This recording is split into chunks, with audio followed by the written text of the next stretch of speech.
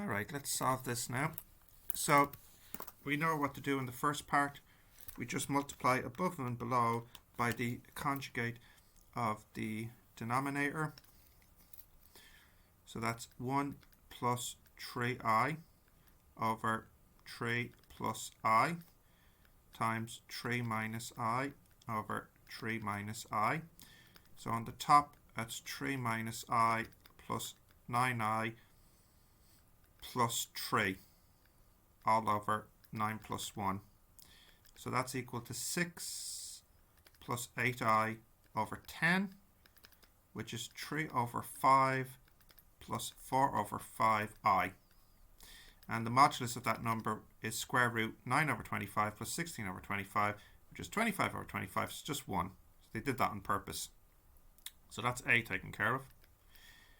In part 2, if z squared minus 16 is a factor, that's really the same thing as saying z plus 4 and z minus 4 are factors, which means that z equal to plus or minus 4 are roots, and the remainder theorem says that the remainder should be 0 then.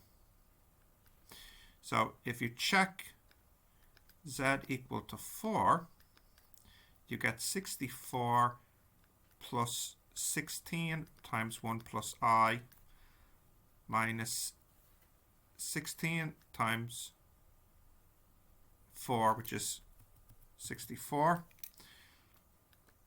minus 16 times 1 plus I, which does equal 0. Everything cancels. And if you check z equals minus 4, you get minus 64 plus 16, 1 plus I, plus 64, minus 16 times 1 plus I, which does equal to 0. So we know that z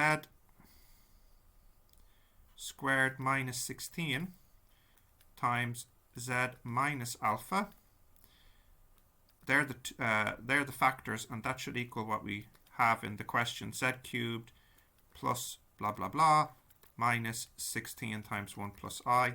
So by comparing z squared by z is z cubed, yep.